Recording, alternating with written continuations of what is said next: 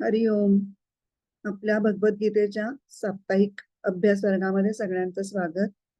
नेहमीप्रमाणे प्रार्थनेने आधी सुरुवात करूया.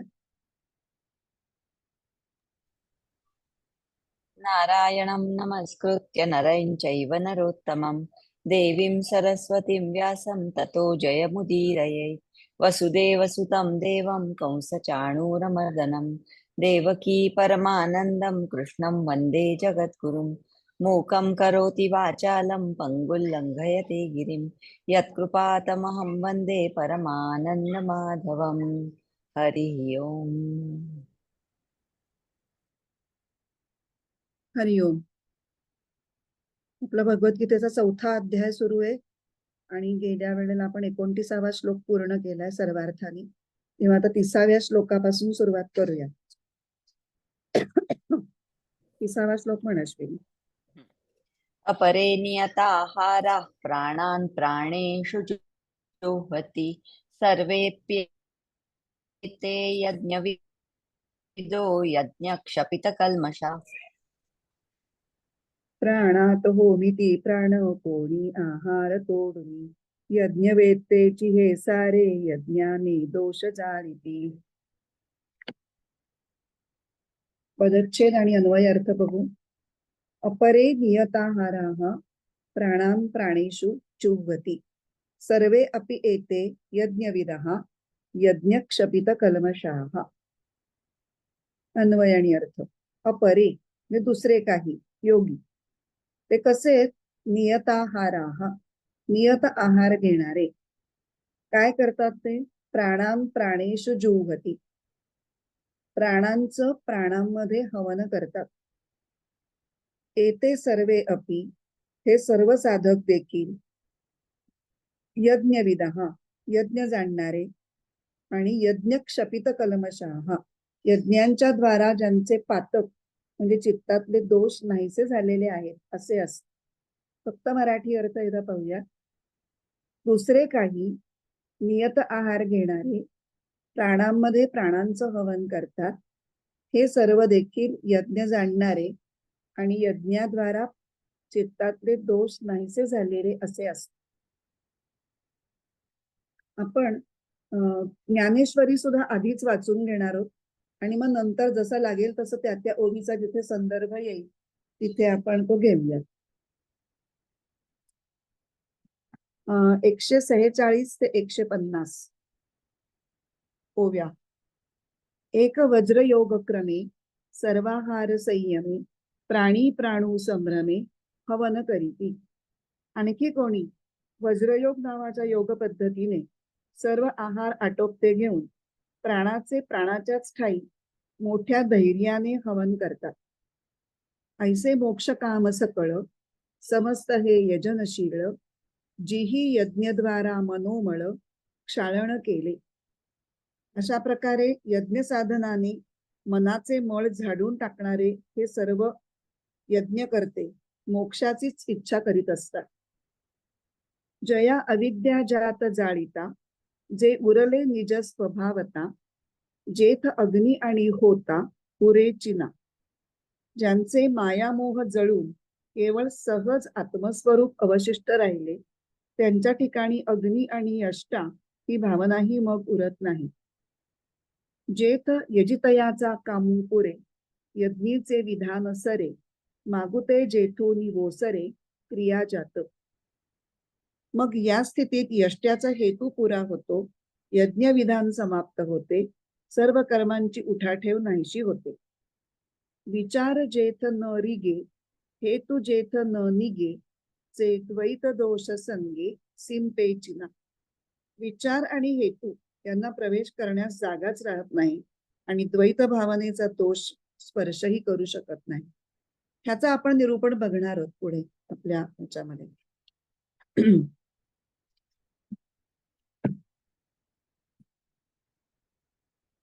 आता गेल्या श्लोकामध्ये प्राणायाम रूपी यज्ञाचा एक प्रकार आपण बघितला. याच्यामध्ये आपण पूरक, रेचक आणि कुंभक या प्राणायामाच्या 3 क्रिया आपण पाहिल्या. पूरक म्हणजे श्वास शांत आणि दीर्घ आत घेणे. ह्याच्यामध्ये बाह्य गतीचा निरोध असतो, कारण श्वास आत येत असतो.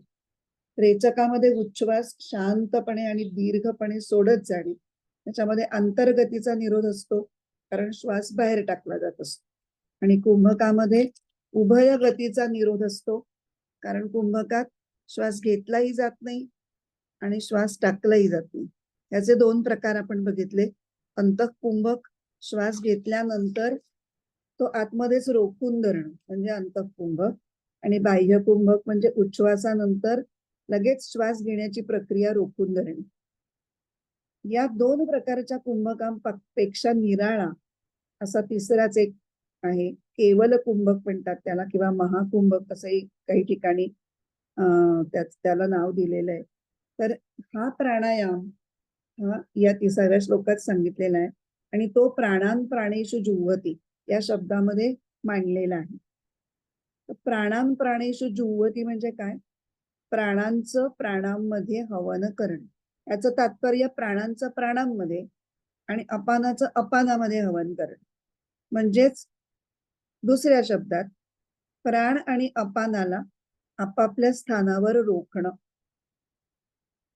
म्हणजे श्वास बाहेर जाऊ द्यायचा नाही की श्वास आत येऊ द्यायचा नाही. याला म्हणतात स्तंभवृत्ती प्राणायाम. आणि या प्राणायामाने स्वाभाविकच वृत्ती शांत होतात. तर कशामुळे असं होतं? तर श्वास रोखून धरल्यामुळे तेवढ्याच कालावधीमध्ये वृत्ती सुद्धा रोखून धरल्यासारख्या होतात. कारण तो श्वास रोखून धरण्यामध्ये सगळं लक्ष एकवटलेलं असतं. त्यामुळे आपोआपच बाकीच्या कुठल्या वृत्ती उठायला काही स्कोप राहत नाही. आणि त्यामुळे वृत्तींचा गलबला शांत झाल्यामुळे अवधान हे शांतपणे मंत्रावर करता येतं, आणि मंत्राच्या साहाय्याने मग ते ईश्वराच्या किंवा आत्मस्वरूपाच्या जाणीवेवर रोखून ठेवता येतं, चिकटवून ठेवता येतं. तर हा योग प्रक्रियेचा जो केवल कुंभक नावाचा प्रकार आहे तो थोडा अवघड आणि सूक्ष्म आहे. साध्या आपल्या प्राणायामात आपण जो अंतःकुंभक बाह्य कुंभक करतो त्याच्या मानाने. तर ह्याच्याकडे दोन बाजूंनी बघता येतं. एक हा कुंभक, केवल कुंभक हा योग प्रक्रियेमध्ये आपोआप घडणारा असतो, आणि दुसरा हठयोगी तो मुद्दामून प्रयत्नपूर्वक केवल कुंभक करतात. तर पहिल्यांदा आपण योग प्रक्रियेत आपोआप घडणारा केवल कुंभक कसा घडतो ते आधी बघूया. मग जेव्हा आपण कुंभकाचा सराव करतो किंवा सुरुवातीला कुंभक करतो त्या कुंभकाचा उपयोग हा चित्तवृत्ती शांत होण्यासाठी होतो. आणि मग हळूहळू कुंभकाचा सराव करताना तो वेळ, कुंभकाचा वेळ हळूहळू वाढवत नेण्याची एक प्रॅक्टिस केली जाते.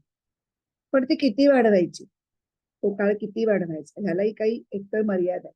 आणि मग जेव्हा कुंभक वाढवायला लागतो तेव्हा हळूहळू हे लक्ष हे परमात्म्याच्या जाणीवेवर स्थिर व्हायला लागतं. आणि एकदा का ते तिथं स्थिर व्हायला लागलं की मग बाकीची अवधानं सुटायला लागतात. म्हणजे श्वासाकडे लक्ष देऊन जी आपण सुरुवात केलेली असते ध्यानाला, मग नंतर तेवढं श्वासाकडे लक्ष राहत नाही. आणि मुळातच ध्यानामध्ये शारीरिक आणि मानसिक क्रिया या अत्यल्प असतात, जवळपास थांबलेल्याच असतात, क्रिया नसतातच. तर त्याच्यामुळे श्वासाची आवश्यकता शरीराला सुद्धा खूप कमी असते. त्यामुळे अतिशय कमी प्रमाणात अत्यंत सूक्ष्मपणे श्वास घेतले जातात. आणि चित्ताचं अवधान त्या ध्यानस्थितीमध्ये देवाच्या म्हणजे शरीरातल्या चैतन्याच्या जाणीवेवर खिळलेलं असतं. तर ती जाणीव मध्येच काही क्षण विराम पावते, आणि त्यावेळेला सगळ्या वृत्ती या क्षणात थांबतात. एकदम स्तब्धता येते सर्व लेव्हल्स वरती. याच्यामध्ये अशा मनोवृत्ती थांबतात, अशा प्राणवृत्ती सुद्धा स्तंभित झालेल्या असतात. म्हणजे याच्या वेळेला समजा श्वास आत घेण्याचं काम चालू आहे किंवा श्वास बाहेर टाकण्याचं काम चालू आहे, कुठलंही काम चालू असेल तर जिथल्या तिथे थांबतं त्या क्षणामध्ये. आणि मग तिथे त्याला पूर्ण कुंभकाची अवस्था म्हणतात, आणि यालाच केवल कुंभक असं म्हणतात. आणि ध्यान किंवा समाधी या प्रक्रियेमध्ये केवल कुंभक त्या ध्यानाच्या किंवा समाधीच्या प्रगाढ अवस्थांमध्ये आपोआप घडतो. तर हे केवल कुंभकाचं वर्णन प्रोफेसर R.D. रानडे त्यांनी त्यांच्या एका पुस्तकात खूप छान केलंय, ते मी वाचणार आहे. Pathway to God in Hindi literature या पुस्तकामधलं हे वर्णन. It is a sort of a kumbhaka in which no attempt at kumbhaka is made. It is a state of breath or breathlessness automatically induced, which in turn brings about a perfect equanimity of mind and body. शरीर आणि मन हे एकरूप होताना ती स्तब्धता आलेली असते आणि हे प्रयत्नाशिवाय केलं जातं, आपोआपच घडतं. हा केवल कुंभकाचा पहिला प्रकार झाला किंवा पहिल्या पद्धतीने आपण त्याचा विचार केला. आता ह्याच्यामध्ये काय होतं की गाढ ध्यानावस्थेमध्ये चित्ताचा जसा लय होत जातो तसा कुंभक आपोआप व्हायला लागतो, म्हणजे प्राणवृत्ती या स्तंभित होत जातात. आता जो प्रयत्नाने केला जाणारा केवल कुंभक आहे त्याच्यात बरोबर उलट्या दिशेने प्रयत्न असतो की आधी कुंभक केला जातो प्रयत्नपूर्वक आणि कुंभक साधून चित्ताचा लय करण्याचा प्रयत्न केला जातो. इकडे चित्ताचा लय आधी आहे, मग कुंभक आपोआप घडतो आणि इथे कुंभक आधी प्रयत्नपूर्वक करतायत, चित्ताचा लय आपोआप घडतो. अशी ही उलटी प्रक्रिया. तर आता ही प्रक्रिया निश्चितच अवघड आहे आणि उत्तम निष्णात असे जे हठयोगी आहेत तेच फक्त हा प्राणायामातला केवल कुंभक साधू शकतात आणि त्याद्वारे चित्ताचा लय ते करण्याचा प्रयत्न करतात. तर एकदम श्वास प्रक्रिया पूर्णपणे थांबवणं याला स्तंभ वृत्ती असं म्हणतात.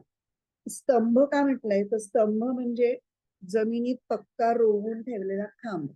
तर तो कसा पक्का असतो आणि जराही हालचाल करत नाही, तसं प्राणांची मुळीच हालचाल होऊ न देण्याची जी स्थिती त्याला म्हणतात स्तंभन.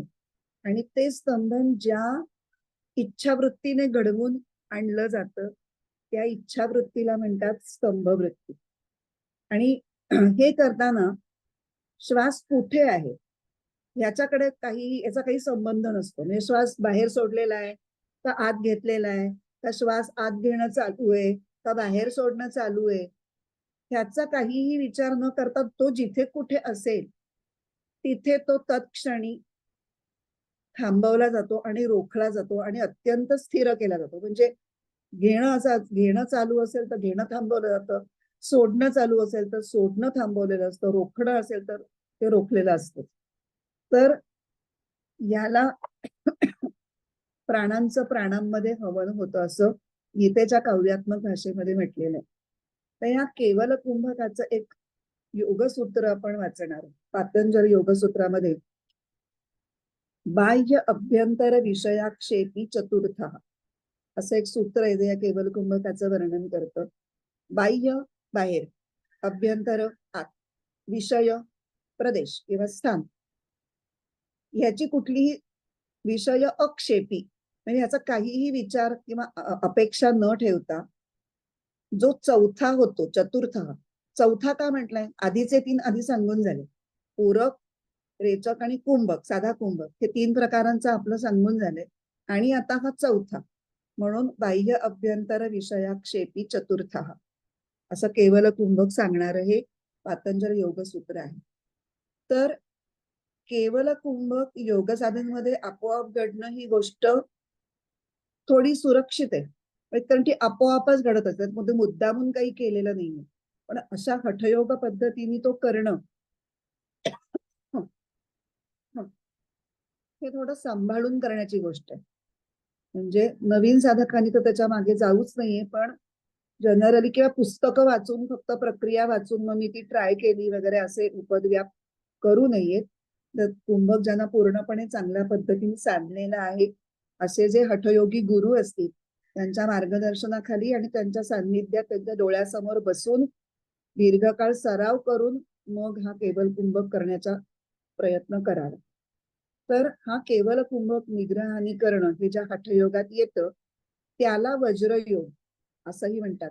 आणि त्या वज्रयोग या शब्दाचा उल्लेख ज्ञानेश्वरीमध्ये झालेला आहे. 146वी श्लोक ओवी आता आपण परत वाचू आणि त्याचं निरूपण पाहू. ज्ञानेश्वर महाराजांनी कसं वर्णन केलंय याचं, या केवल कुंभकाचं. एक वज्रयोगक्रमी सर्वाहार संयमी प्राणी प्राणू संभ्रमे हवन करीती.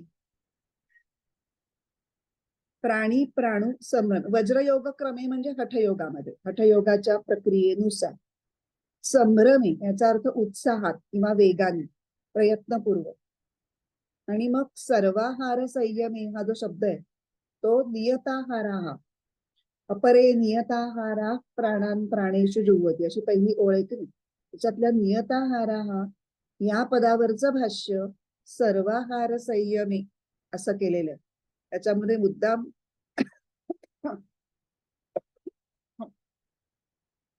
हे सूचित केलेलं आहे की सगळ्याच इंद्रियांचा आहार हा कंट्रोल करणं अपेक्षित आहे. फक्त अन्न ग्रहण एवढंच नाही. म्हणजे इथे युक्त आहार विहार त्या योग्याचा असणं ही एक आवश्यकता जी आहे ती त्या सर्वाहार संयमे या शब्दाने अधोरेखित केलेली आहे. आणि मग प्राणी प्राणू संभ्रमे म्हणजे प्राणी म्हणजे प्राणामध्ये, प्राणू म्हणजे प्राण, संभ्रमे म्हणजे घाई उत्साहाने किंवा वेगात घाईघाईने हवन करीती. तर ही केवल कुंभकाची प्रक्रिया या पद्धतीने मांडलेली आहे. तर केवल कुंभकासाठी अर्थातच शरीर हे अतिशय सूक्ष्म ठेवणं आणि त्याच्यासाठी सगळ्या इंद्रियांचा आहार संयम पाळणं हे नितांत गरजेचं आहे. आणि म्हणून प्राणान प्राणेषु जुह्वतीच्या आधी नियताहारा हा हे पद घातलंय जे आता आपल्याला जरा बघायला पाहिजे. नियताहारा हा सर्व प्रकारचे आहार सर्व इंद्रियांचे आहार नियत केलेले. तर खरं तर सगळ्याच योग साधनांसाठी आहार हा नियंत्रित असणं हे किंवा ठेवणं हे आवश्यक आहे. आणि आपण म्हणलं तसं अन्नग्रहण फक्त असं न बघता बाकी म्हणजे कानांचा आहार म्हणजे शब्द आहे, डोळ्यांचा आहार दृश्य आहे, त्वचेचा आहार स्पर्श आहे, नाकाचा आहार गंध आहे, हे सगळेच आहार नियमित करणे. पण तरीही रसनेचा आहार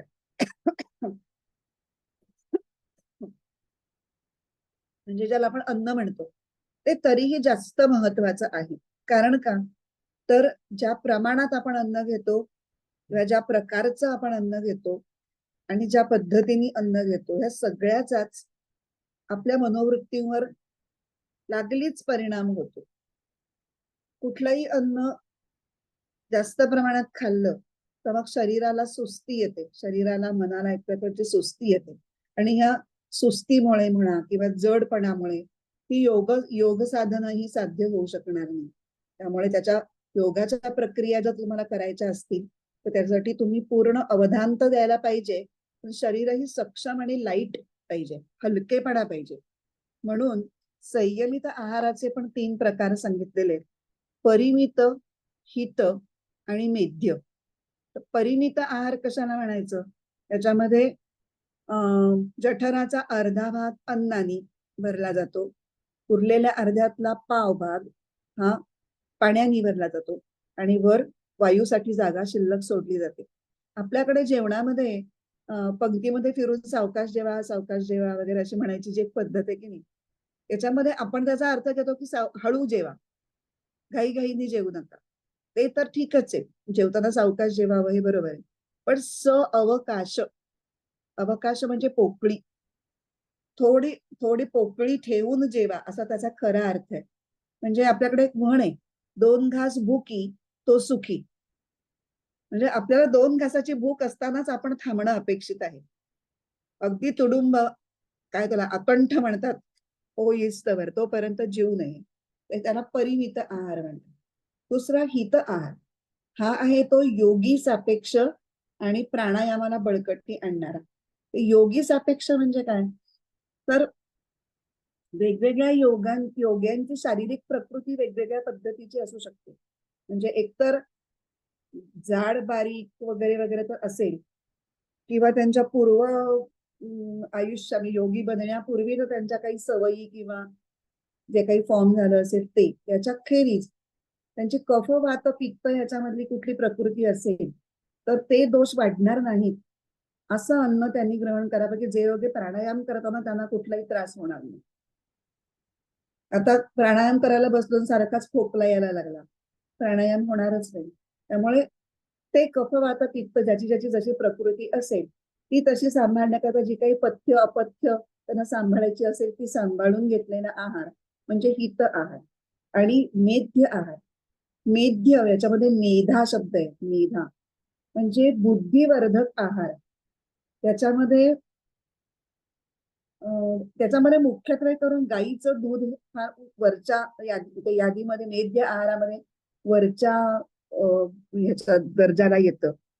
लिस्टमध्ये सगळ्यात टॉपला असतं ते. कारण काय तर त्याने हलकेपणा असतो आणि चपळाई, शरीर मनाची चपळाई आणि दक्षता हे गुण गाईच्या दुधाने वाढले जातात. गाईचं तूप सुद्धा, गाईच्या तुपामध्ये फॅट्स कमी असतात. त्यामुळे ते गाईचं तूप हे अनुपान म्हणून अनेक ह्याच्या वेळेला सांगतात. तर त्याला म्हणायचं मेध्य आहार. तर हे नियताहाराबद्दल आपण बोलतो. तर प्राणायाम ही अष्टांग योगाचीच एक प्रक्रिया आहे. सर्वच प्रकारच्या प्राणायामाला आहार नियंत्रित करणं हे गरजेचं आहेच. पण आता आपण केवल कुंभकाची जी प्रक्रिया बघितली त्याच्यावरून आपल्याला कळलं की ही सोपी गोष्ट नाहीये. केवल कुंभक साधायचा असेल तर त्याच्या बाबतीत अधिक दक्षता पाळण्याची गरज आहे. आणि त्यामुळे असंयमित किंवा अप्रामाणिक जीवन जगणाऱ्या व्यक्तीला केवल कुंभक साधण्यासाठी जो काही पुरेसा वेळ द्यावा लागेल किंवा त्याच्या अंगी एक विलक्षण शारीरिक क्षमता असणं अपेक्षित आहे किंवा आवश्यक आहे, तेवढी क्षमता त्या व्यक्तीजवळ राहणार नाही जर त्यांनी आहार नियंत्रणावरती लक्ष दिलं नाही. सर्वच प्रकारच्या आहार नियंत्रणावर. इथे आता पहिली ओळ आपण पूर्ण केली. अपरे नियताहाराः प्राणान् प्राणेषु जुह्वति. आता पुढची ओळ. सर्वेप्येते यज्ञविदो यज्ञक्षपित कल्मषाः. सर्वे अपि एते यज्ञविदः. हे सर्व सुद्धा यज्ञ जाणणारे होत.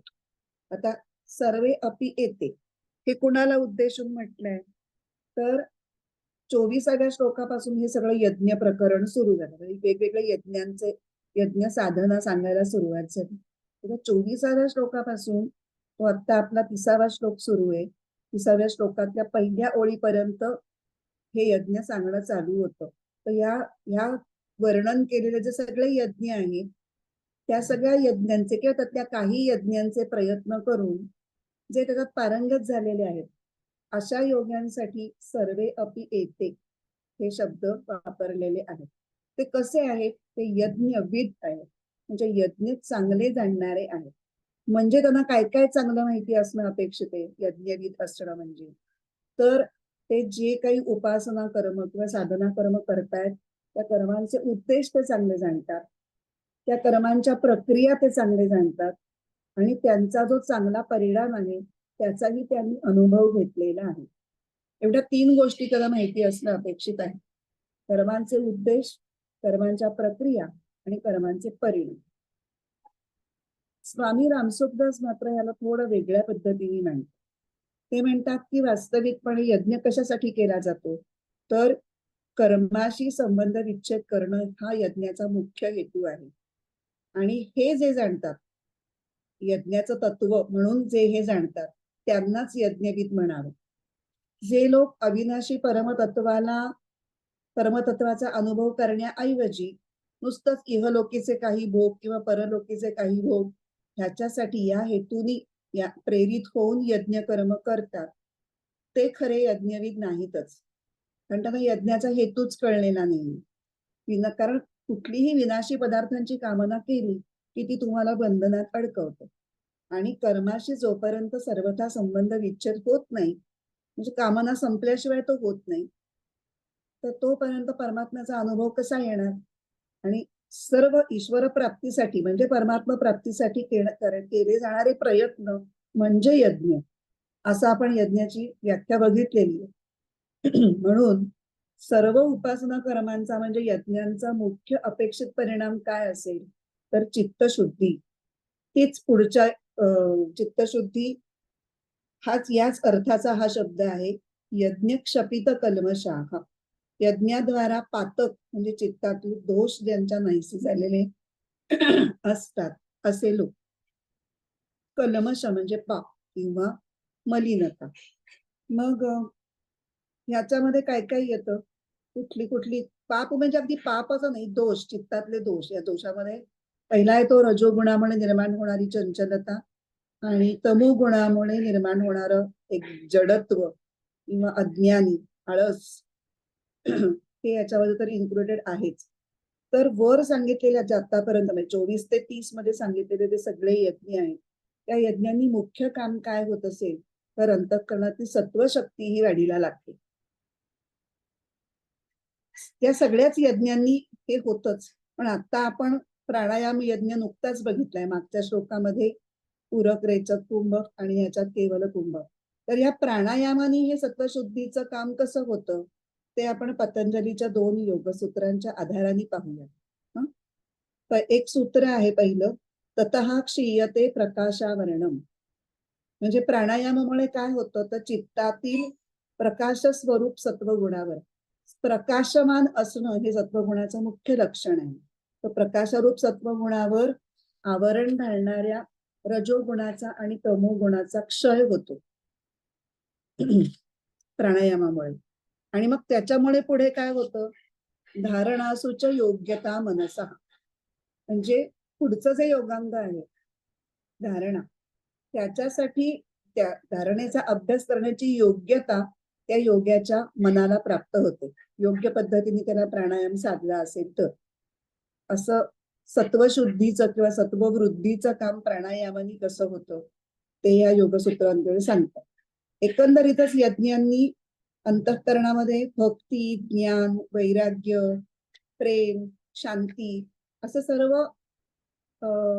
परमेश्वर प्राप्तीला पूरक अशा गुणांचं प्रादुर्भाव होतो, निर्मिती होते. आणि त्यामुळे एकंदर अंतःकरणाची गुणवत्ता वाढते आणि ईश्वर प्राप्तीसाठी ते अधिक पात्र, अधिक सुयोग्य होतं. नंतर अज्ञानातून उद्भवलेले मोह, षड्रिपू ज्याला म्हणतो आपण, काम, क्रोध, लोभ, मोह, या सगळे विकारांचा मनावरचा पगडा कमी होतो. किंवा अनिती आणि अधर्माने सुद्धा मनातली इच्छा पूर्ण करण्याची जी सुरसुरी असते, जबरदस्त वेगवान प्रवृत्ती असते मनाची, ती कमी होते. म्हणजे एकूणात काय होतं तर उपभोगशीलता ही पुष्कळ अंशी कमी कमी कमी होत जाते. म्हणजेच कल्मश म्हणजे चित्तातला मळ निघून जातो. आणि यज्ञानी म्हणजे उपासना कर्मानी ज्याच्या चित्तातले हे दोष क्षपित झालेले आहेत, म्हणजे कमी कमी होत नष्ट झालेले आहेत, ते यज्ञ क्षपित कल्मषाः. आणि असं यज्ञ क्षपित कल्मष चित्त निर्माण होणं हा उपासना कर्माचा म्हणजे यज्ञाचा मुख्य परिणाम. संयम, स्वाध्याय आणि योग साधना हे ह्या यज्ञांचं मूळ स्वरूप आहे. कुठलाही यज्ञ घेता तरी याच्यामध्ये बेसलाईनला ह्या 3 गोष्टी येतात, संयम, स्वाध्याय आणि योग साधना. हे यज्ञांचं स्वरूप आहे. आणि उद्देश काय आहे, मोक्ष म्हणजे ज्ञानमय अवस्था प्राप्त करणं हा यज्ञांचा उद्देश आहे. आता हेच पुढे ज्ञानेश्वर महाराज यज्ञक्षपित कल्मषाहावर भाष्य करताना पुढच्या 2-3 ओव्यांमध्ये कसं सांगतात ते आता बघूयात. 147वी ओवी. ऐसे मोक्ष काम सकळ समस्त हे यजनशील जिही यज्ञद्वारा मनोमळ क्षाळन केले. हे कसे आहेत सगळे यज्ञ करणारे लोक, तो मोक्ष काम आहेत, त्यांना मोक्षाची इच्छा आहे, मोक्ष प्राप्त करण्यासाठी ते करतायत. आणि यजनशील त्याचा अर्थ यज्ञ म्हणजे संयम आणि साधना करणं ही ज्यांच्या चित्ताची ठेवण बनलेली आहे, त्यांनी इतका काळ ते केलेलं आहे की आता त्याच्यासाठी वेगळे प्रयत्न करण्याची गरज नाही. तो त्यांच्या वृत्तीचाच, त्यांच्या स्वभावाचाच एक भाग झालेला आहे. आपण म्हणतो ना तो क्षमाशील वृत्तीचा आहे, म्हणजे तो नेहमीच क्षमा करतो. क्षमा करणं हा त्याचा स्वभावच आहे. तसं हे यजनशील आहे, म्हणजे सतत संयम पाळणं आणि साधना करणं हे त्यांच्या अगदी रोमारोमात भिनलं गेलेलं आहे. प्रभाते मनी राम चिंतित जावा, हे त्यांना उपदेश करून सांगायची गरज नाही. डोळे उघडले की त्यांच्या मनात रामच उमटतो, इतकं ते त्यांच्यासाठी सहज गोष्ट झाली. म्हणजे स्वाध्यायातून जी चिंतनशीलता निर्माण होते आणि साधनेतून जी तन्मयता निर्माण होते ते त्यांच्या चित्ताचे गुणविशेष झालेले आहेत, हे त्यांना यजनशील त्याच्यामधून सांगायचं. आणि मग त्याच्यामुळे त्यांचं यज्ञद्वारा मनोमळ क्षालन केले. ही ओळ सोपी आहे. ही यज्ञ अशी प्रकारे सतत साधना केल्यामुळे त्यांच्या मनातले चित्तातले दोष सगळे दूर झालेले आहेत. आता पुढची ओळ 148. जया अविद्या जात जाळीता, जे उरले निज स्वभावता, जेथ अग्नी आणि होता पुरेचिना. आता मागच्या ह्याच्यामध्ये मी जे म्हटलं की साधनेतून होणारी तन्मयता, ती तन्मयता ह्या ओघीमध्ये स्पष्टपणे सांगितलेली आहे. कशी ते सांगते. आधी आपण एकेका शब्दाचा अर्थ बघू. अविद्या जात म्हणजे सर्व अविद्या. अविद्या म्हणजे अज्ञान. सर्व प्रकारचं अज्ञान हे साधनारूपी यज्ञामध्ये जळून गेलेलं आहे. आणि मग काय उरलं जळून गेल्यानंतर? जे उरतं ते निजस्व. जे उरले निजस्वभावता, हा तुकडा बघतोय आपण. निजस्व म्हणजे आपलं मूळ स्वरूप, शुद्ध स्वरूप. आणि निजस्व भावता म्हणजे आपल्या मूळ स्वरूपाच्या भावामध्ये राहण्याची जी स्थिती असते ती.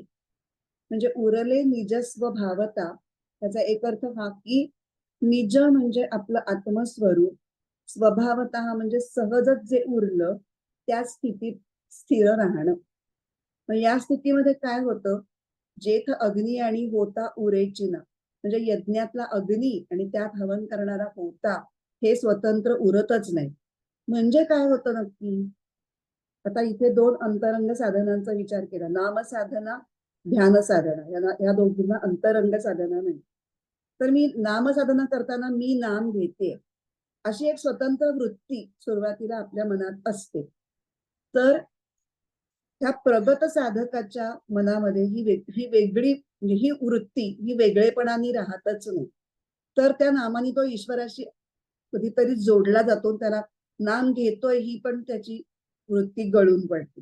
किंवा तो ध्यान करीत असेल तर आत्मस्वरूपाचं ध्यान करताना मी ध्यान करतोय अशी एक जी वेगळेपणाची जाणीव असते ती स्वतंत्र वृत्ती न राहता चित्त हे आत्मस्वरूपाशी तदाकार होऊन जातं. म्हणून म्हटलंय जेथ अग्नी आणि होता पुरेचिना. तन्मयता, साधनेतून येणारी तन्मयता, हा त्याचा स्वभाव झालाय. असं आपण सुरुवातीला बघितलं ना, यजनशील झालं म्हणजे काय झालं. आता पुढे, आता यज्ञाचं स्वरूप घेऊन ही तन्मयता आणि एकंदरीत पुढच्या गोष्टी म्हणजे प्रगत साधकाची स्थिती कशी प्राप्त होतीये आणि यज्ञ क्षपित कल्मश तो होतोय म्हणजे काय होतंय ते पुढच्या 149 आणि 150 त्याच्यामध्ये आपल्याला ज्ञानेश्वर महाराज खूप सुंदर पद्धतीने विशद करून सांगतात.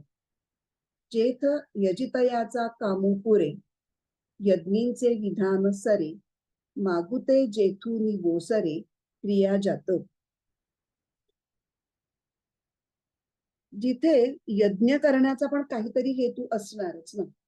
निरुद्देश तर कोणीच कुठली गोष्ट करत नाही. कुठल्या तरी अमुक अमुक हेतूसाठी मी अमुक अमुक यज्ञ पूर्ण करेन असा काहीतरी क्रियात्मक संकल्प असतो. आणि मग तो जेव्हा पूर्ण होतो संकल्प, तेव्हा यजितयाचा कामू पुरे. यजितया म्हणजे जो यज्ञ करत आहे तो, आणि त्याचा कामू म्हणजे इच्छा किंवा इथे हेतू, पुरे म्हणजे पूर्ण होत. मग पुढची ओळ काय आहे? यज्ञींचे विधान सरे. विधान म्हणजे काय?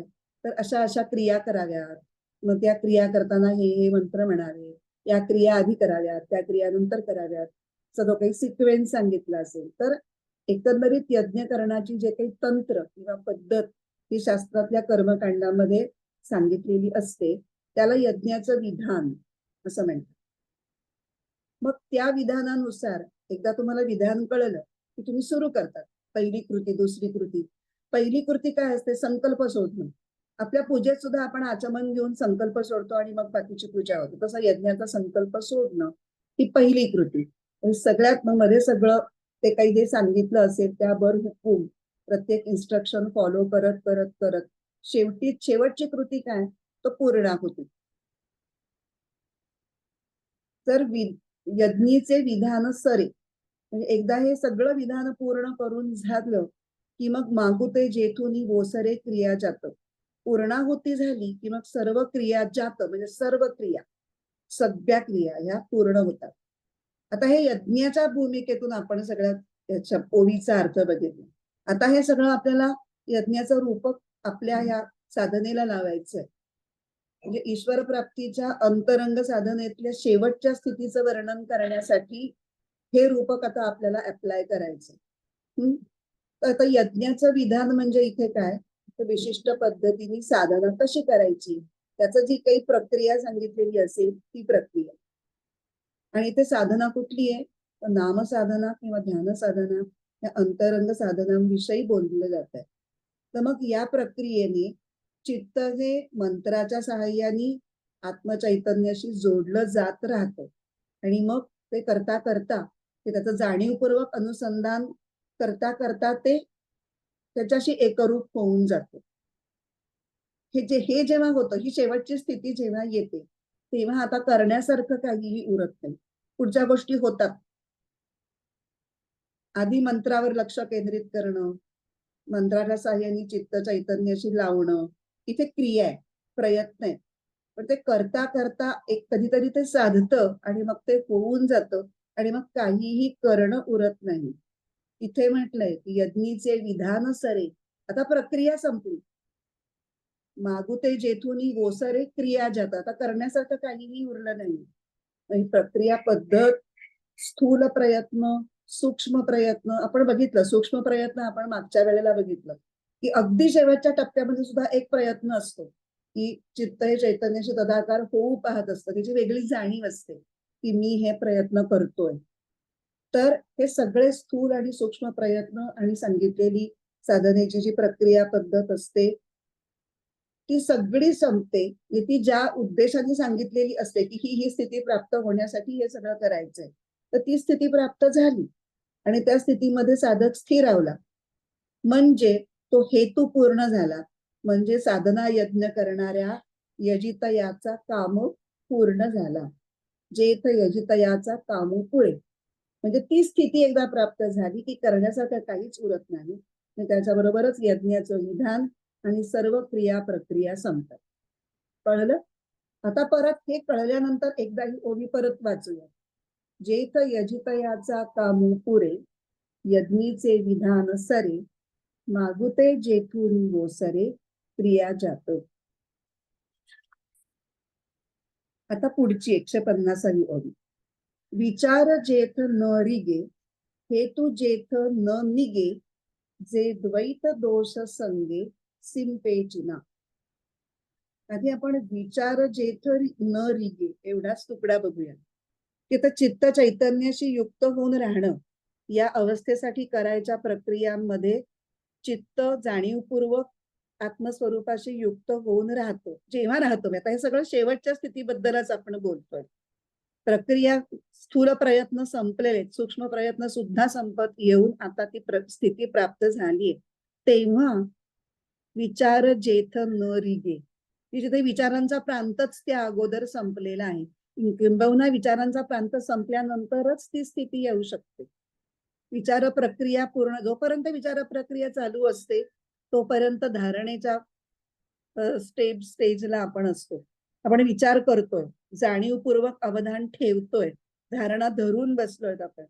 पण जेव्हा ती विचार प्रक्रिया पूर्ण शांत झालेली आहे तेव्हा विचार जेथ न रिगे ही अशी अवस्था आली आणि मग त्या स्थितीचं आकलन करून देणं हे सुद्धा विचारांच्या क्षमतेत येत नाही.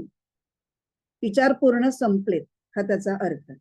पुढे हेतू जेथ न निगे, आता चित्त आत्मचैतन्याशी युक्त होऊन राहण्याच्या स्थितीमध्ये आल्यावर ती स्थिती प्राप्त व्हावी असा जो हेतू धरून ते सगळं सुरू केली प्रक्रिया, तर त्या इच्छावृत्तींनी ती प्रकट झाली की मला हे करायचंय, ही स्थिती मला अचीव करायची. त्या इच्छावृत्ती सुद्धा आता स्थिती प्राप्त झाल्यामुळे त्या गळून पडल्या. आता त्या नव्याने पुन्हा उत्पन्न होणार नाही. म्हणून म्हटलंय हेतू जेथ न निगे, पुन्हा निघणार नाही त्या इच्छावृत्ती. त्या इच्छावृत्तीमुळे तो हेतू प्रकट होऊन आपल्याला कळतो. तर पहिल्या ओवीतले हे दोन भाग झाले, विचार जेथ न रिगे आणि हेतू जेथ न निगे. आता जे द्वैत दोष संगे सिंपेचिना.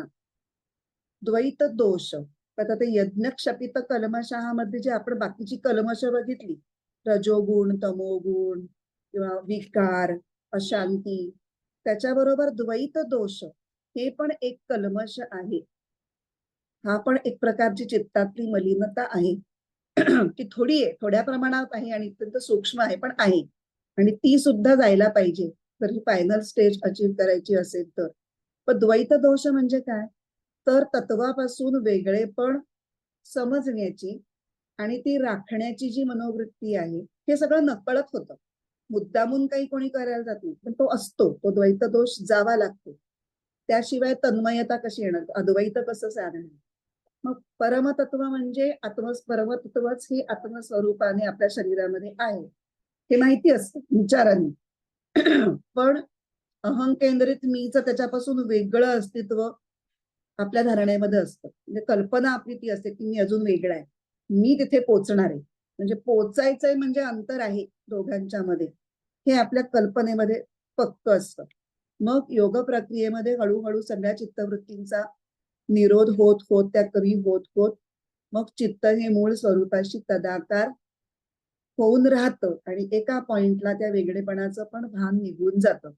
पण ते होण्याआधी कुठलं कुठलं काय काय द्वैत भावना कशी असते, कुठल्या कुठल्या स्वरूपात असते, तर एकरूपतेसाठी प्रयत्न करण्याची एक वृत्ती असते, एकरूपतेची इच्छा करण्याची एक वृत्ती असते, एकरूपतेचा विचार केला जातो. तेवढंच काय, तर एकरूपता प्राप्त झाली असं जे भान होतं ते सुद्धा एका सूक्ष्म वेगळेपणामुळेच होतं.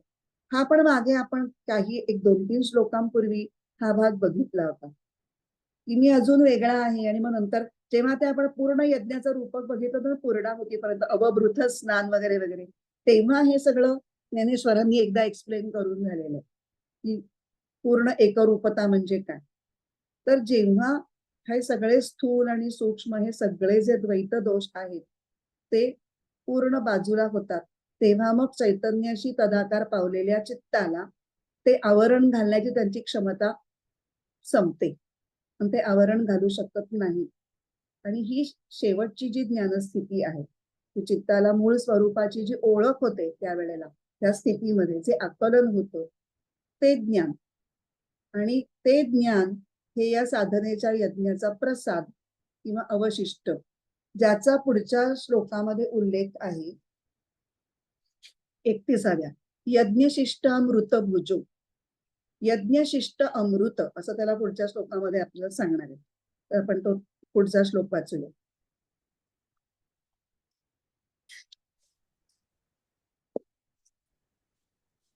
यज्ञशिष्टामृतभुजो यान्ति ब्रह्म सनातनम् नायल्लोकोऽस्त्ययज्ञस्य कुतोऽन्य कुरु सत्तम. यज्ञशेषामृते धाले पावले ब्रह्म शाश्वत, न यज्ञाविणः लोको कोठूनि परलोकतो.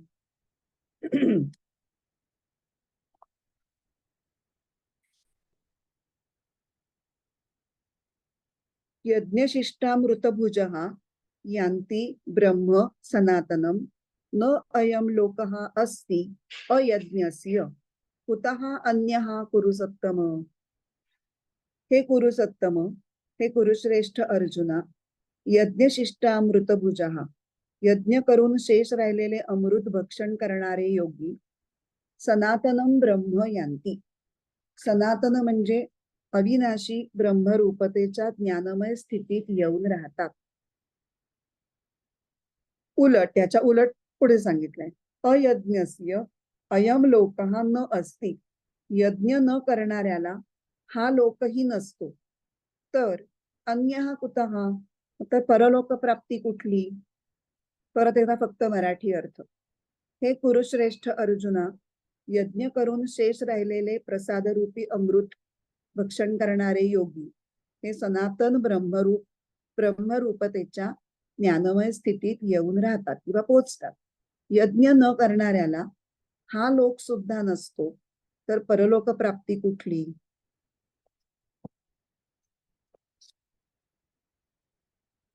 या श्लोकामध्ये यज्ञ केल्यापासून काय लाभ होतो आणि यज्ञ न केल्यापासून काय हानी होती असं वर्णन करून सांगतात. तर जेव्हा अशा प्रकारे एखाद्या गोष्टीची भलावण किंवा एखाद्या गोष्टीची निंदा केली जाते तेव्हा त्याला अर्थवाद असं म्हणतात. यज्ञाची भलावण, यज्ञ करण्याची स्तुती केलेली आहे आणि यज्ञ न करण्याची निंदा केलेली आहे. आता यज्ञ शिष्टामृत भुजा म्हणजे यज्ञाच्या अवशिष्टाचे प्रसादामृत घेणारे हा हा शब्द आपण बघूया. तर यज्ञात जे द्रव्य हवन करायचं असतं त्यातलं जे उरलेलं असतं त्याला अवशिष्ट म्हणतात आणि त्या उरलेल्या द्रव्यापासून प्रसाद करतात. ही पण गोष्ट आपण त्या ह्याच्यात बघितली. अवभृत स्नान आणि ते पूर्ण यज्ञाचं रूपक होतं त्याच्यामध्ये होतं की तो प्रसाद ग्रहण करण्यापूर्वी त्याला आधी अवभृत स्नान करून मग ते प्रसाद ग्रहण करायचा असतो. ती यज्ञाची समाप्ती ही पूर्णाहुतीशी न होता अवभृत स्नानाची होते वगैरे वगैरे. तर तो जो प्रसाद असतो तो प्रसाद यज्ञ पुरुषांनी आपल्याला जणू काही अमृत स्वरूपात दिलेला आहे या भावनेनी तो प्रसाद घ्यायचा आणि तो ग्रहण करायचा. म्हणजे यज्ञशिष्टामृत भुज असं जे करतात त्यांना त्यांचं विशेषण म्हणून हे नाव दिलेलं. मग आता संयम, स्वाध्याय, साधना रूपी या यज्ञाचा अमृत प्रसाद नक्की कुठला आहे? तर आपण स्वतः अमृत आहोत म्हणजे मृत न होणार चैतन्यच आहोत. चैतन्य या अमृत स्वरूपाचे आपणच स्वतः आहोत आणि चिरंतन शाश्वत राहणारं आत्मस्वरूप हे आपलं खरं स्वरूप आहे. त्याचं ज्ञान होणं किंवा या ज्ञानाचा अनुभव येणं हे त्या यज्ञशिष्ट अमृताचं प्रसाद रूपाने सेवन करणं आहे. आपण तिथपर्यंत आलो होतो मागच्या श्लोकामध्ये. आता इथे माधवानंदांनी एक खूप छान वर्णन केलंय. जणू काही अशी एक काव्यात्मक कल्पना इथे मांडलीये की साधकानं साधनारूपी यज्ञ करून शुद्ध अंतःकरणाची जणू काही अशी ओंजळ धरली आणि तो यज्ञ पुरुष ते अमृत स्वरूप प्रसाद, ज्ञानाचा प्रसाद त्या यज्ञ त्या शुद्ध चित्ताच्या ओंजळीत टाकतो आहे असं काव्य त्या श्लोकांच्या शब्दांच्या पाठीमागे त्यांना दिसतंय. आता ह्याच्यामध्ये ज्ञानप्राप्तीसाठी यांनीच सगळी मेहनत घेतलेली आहे. मग ह्याला प्रसाद मानण्याचा नक्की पर्पज काय? प्रयत्न तर यांचेच आहेत ना, ते प्रयत्न करूनच ते तिथपर्यंत पोहोचले. तर त्याच्यामध्ये प्रसाद भूमिकेनी ते ज्ञान ग्रहण करणं किंवा त्या ज्ञानाचा आनंद घेणं ह्याच्यामध्ये अशी एक भूमिका आहे की हे मी माझ्या प्रयत्नांनी मिळवलंय असा एक सूक्ष्म अहंकार त्याच्यामध्ये व्हायची शक्यता आहे. तर तो होऊ नये. शेवटी प्रयत्नांती परमेश्वर. प्रयत्न कितीही केले दैवम चैवात्र पंचम त्या दैवानी त्या परमेश्वराची जोपर्यंत कृपा होत नाही तोपर्यंत तो फायनल पुश मिळणं आणि ती गोष्ट आपल्या हातात पडणं ही गोष्ट होऊ शकत नाही याचं भान तिथे सुद्धा ठेवायचंय. की झाला जितम जितम जितम मी सगळं मिळवलं असा उन्माद तुम्हाला तुमच्या ह्याचा होऊ नये. तिथेही तुमची प्रसाद बुद्धी कायम राहावी. म्हणून हे काही ज्ञान मी प्रयत्न केले पण त्याला परमेश्वराच्या कृपेचा लाभ झाल्यामुळे हे मला प्रसाद रूपाने मिळालेलं आहे.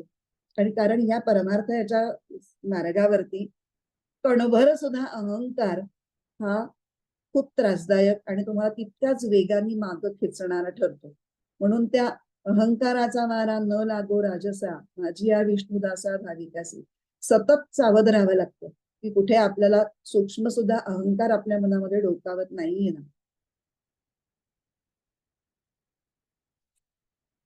आता इथे चिन्मयानंद काय म्हणतात ते आपण बघूया. इथपर्यंत आपण यज्ञशिष्टामृत भुजहाचा बघितलंय. तर यज्ञशिष्टामृत भुजहा बद्दलच चिन्मयानंद काय म्हणतात की यज्ञाचं जे रूपक आहे ते आतापर्यंत विविध साधनं सांगण्यासाठी तर वापरलंय आणि त्याचाच पुढचा भाग म्हणजे यज्ञशिष्टामृत या शब्दाने या श्लोकात सांगितलेला आहे. यज्ञशिष्ट म्हणजे आपण बघितलं यज्ञाचा शेष भाग म्हणजे आतापर्यंत जे 12 यज्ञ सांगितलेले आहेत त्या यज्ञांचं फल. तर गीतेत सांगितलेले जे 12 यज्ञ आहेत त्याचा एक चटकन आढावा घेऊन फक्त लिस्ट सांगणार आहे. दैव यज्ञ, ज्ञानयज्ञ, इंद्रिय संयम यज्ञ किंवा दम, विषय हवन यज्ञ किंवा शम, आत्मसंयम यज्ञ किंवा समाधी, मग द्रव्य यज्ञ, तपोयज्ञ, योग यज्ञ, स्वाध्याय यज्ञ, ज्ञान यज्ञ आणि मग शेवटचे बघितलेले 2 प्राणायाम यज्ञ आणि केवल कुंभक यज्ञ. तर यापैकी एक तरी यज्ञ हा प्रत्येकाने करायलाच पाहिजे असं चिन्मयानंद सुचवतात आणि ते सहज शक्य आहे. श्रीमंत व्यक्ती असेल तर त्यांनी द्रव्य यज्ञ करावा, पण आपल्याला चिन्मयानंदांनीच सांगितलंय की द्रव्य यज्ञ करायला सुद्धा श्रीमंतीची काही गरज नाहीये, कारण शरीर मन बुद्धी ह्याला सुद्धा द्रव्य मानतात. द्रव्यामध्ये त्याचाही समावेश आहे. तर शारीरिक मानसिक आणि बौद्धिक पातळीवर सुद्धा दुसऱ्यासाठी काही करणं त्यागपूर्ण समर्पण भावनेने हा यज्ञच आहे. त्याला तुमच्याकडे फार मोठी श्रीमंती असण्याची गरजच नाहीये. तर तो त्यामुळे द्रव्य यज्ञ सुद्धा वेगवेगळ्या पातळीवर कोणीही करू शकतं. भक्ताला देवयज्ञ करणं शक्य आहे. मुमुक्षूंना ज्ञानयज्ञ, नंतर आत्मसंयम यज्ञ हे करणं शक्य आहे. विषय हवन यज्ञ, शम, कारण शमासाठी आणखीन वरची पायरी, वरच्या पायरीवरचे प्रयत्न लागतात. आणि सामान्य सर्वसाधारण सगळ्याच व्यक्तींनी इंद्रिय संयम यज्ञ, कारण ते सुरुवातीचे आधी इंद्रियांपासून आपण सुरुवात करतो, आणि स्वाध्याय यज्ञ. त्याचबरोबर आपण तपोयज्ञ जेव्हा बघितला होता तेव्हा आपण गीतेतल्या कायिक वाचिक आणि मानसिक अशा 3 तपांच्या व्याख्या बघितल्या होत्या. तर तेव्हा तेही अत्यंत व्यवहार्य पातळीवरची तपोयज्ञ होती आणि ते ते सुद्धा सामान्य माणसाला सहज करणं शक्य आहे. म्हणजे प्रयत्न तर करायला काही हरकत नाही, प्रयत्नांच्या आवाक्यातले ते यज्ञ आहे. त्यामुळे या 12 पैकी कोणत्याही एका यज्ञाचा परिणाम काय होतो, चिन्मयानंद म्हणतात की तुमचं अधिक प्रमाणात आत्मसंयमन होतं आणि त्यामुळे तुमच्या व्यक्तिमत्वामध्ये एक प्रकारची एकात्मता निर्माण होते. इंटेग्रिटी, इंटेग्रिटी हा शब्द आपल्याला एक्झॅक्ट समजतं की काय म्हणायचंय. तर ती सगळ्याच लेव्हलवरती शरीर मन बुद्धी काया वाचा मन या सगळ्या दृष्टीने तुम्ही एकात्म व्यक्तिमत्व तुमचं होतं. आणि जेवढी तुमची ही एकात्मता वाढते तेवढं तुम्ही पुढची जी स्टेप आहे ज्याला प्रखर ध्यान असं म्हटलंय त्यांनी, की जी जीवनातलं श्रेष्ठ ध्येय आहे. कारण निधिध्यासनातून ज्ञान म्हणजे आत्मज्ञान किंवा एकरूपता, तर त्या पायरीसाठी तुम्ही स्वतःला तयार केलेलं आहे. हे ह्याला यज्ञशिष्टामृताचा प्रसाद असं चिन्मयानंद म्हणताय. आपल्याकडे किती वेळ आहे? नट संपलाय वेळ. 5:02 झाले. ठीक आहे, आपण इथून पुढचं विवेचन जे आहे ते पुढच्या भागामध्ये पाहू. आपण या श्लोकाला फक्त सुरुवात केली असं समजूया, पुढच्या वेळेला बघूया. ओम पूर्णमद पूर्णमिदं पूर्णात् पूर्णमुदच्यते पूर्णस्य पूर्णमादाय पूर्णमेवावशिष्यते. ओम शांती शांती शांती. हरिः ओम. श्री गुरुभ्यो नमः. हरिः ओम.